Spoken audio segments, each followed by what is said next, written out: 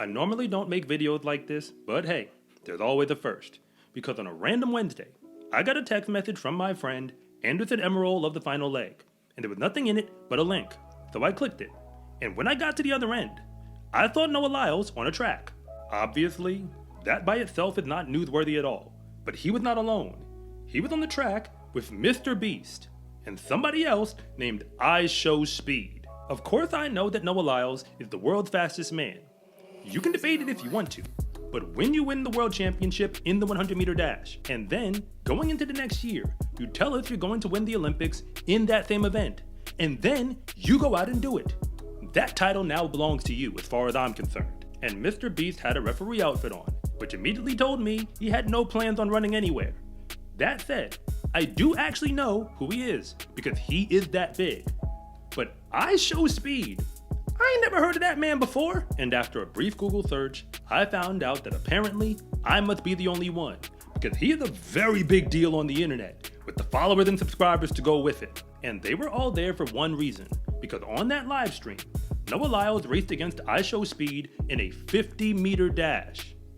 I could tell you about the race, but let's be honest, you probably already know how it went.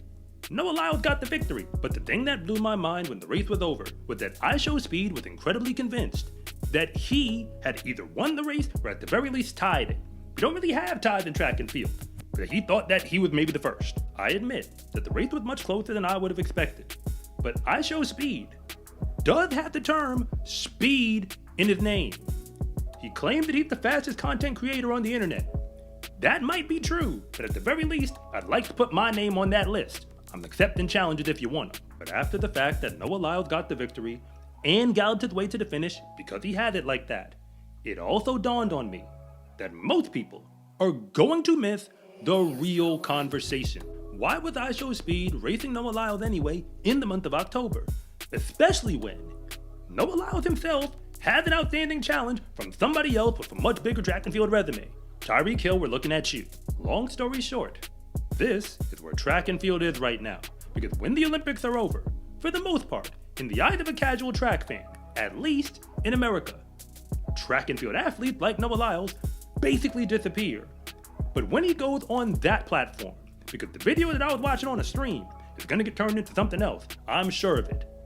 That's probably why Mr. Beast was there, and is likely going to reach way more people than anything Noah Lyles can actually do on a track competing in the sport between now and LA for 2028. Beyond that, IShowSpeed really believed that he had a chance to win that race.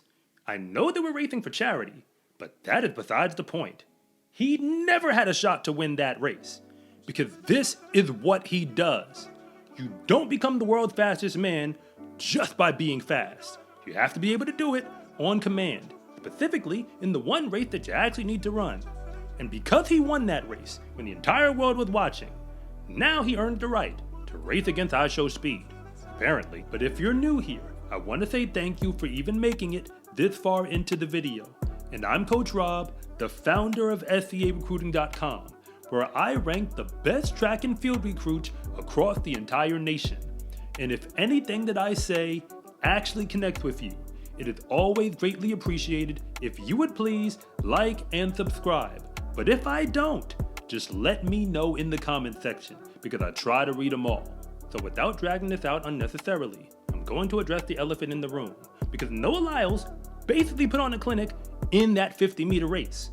The only thing is, most people weren't paying attention, so I'll explain. What Noah Lyles did in a random 50-meter with basically no stakes aside from his pride on the line was prove what real speed actually is, even if you just want to show that you have speed. What most people don't realize is the only way you can win a race is you have to get to the line in front. It doesn't matter whether you win by an inch or a mile. A win is still a win. And once you are an elite sprinter, that is incredibly important, because you're not trying to win every race by blowing the doors off of it. What you are trying to do is to make sure you're in position to win by any means necessary. Once you've done that, well, Noah Lyles won the Olympic final because he got to the Olympic final. He actually wasn't in front in his preliminary heat or his semifinal heat, but he was in front in his final race, and that is the only one that matters. And the way that he's been winning the races is essentially by by picking the pocket of whoever's in the lanes next to him. They might think they have him at 20 or even at 30, or in this case, perhaps heading up to the 40. But you're not going to have him when you get to the line, because this is what he does. Noah Lyles has been doing this for a while. He won his first Diamond League championship in the 100-meter dash all the way back in 2019. The way that he won that race is the exact same way he did it in the World Championships for 2023, and again in the Olympics for 2024.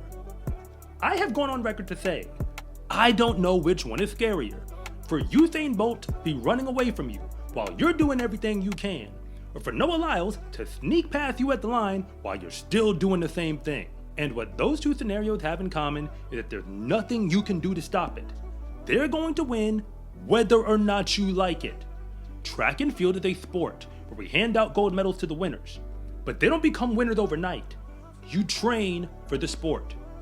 At the end of the video, or for this case the live stream, IShowSpeed was talking with Noah Lyles about the fact that as fast as he is, he's never trained for track and field.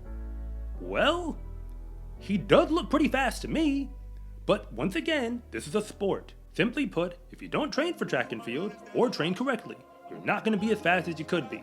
But once you step on the line, your reputation is on the line as well.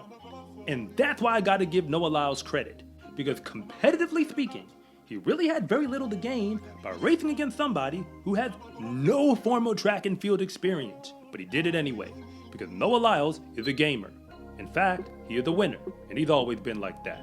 I'm sure that edited versions of this event will be coming out soon, for whatever platform they're supposed to go on to, and they're probably gonna get seen by way more people, because Mr. Beast and IShowSpeed have a whole lot of people following them. But that's not who I'm speaking to right now. I'm talking to the track and field community, because this is where we are, running 50 meters in the month of October, because apparently Los Angeles ain't coming around fast enough for everybody else. In the sport of track and field, confidence is everything, because when you win, that is just the moment when everybody else finds out what you already knew to be true, that fast is a lifestyle. Get your Fast is a Lifestyle track and field gear at scarecruiting.com/shop, or use the link in the description below. It's a huge support to me and this channel, so I can continue to make you more content like this. And remember, it is always greatly appreciated if you would please like and subscribe.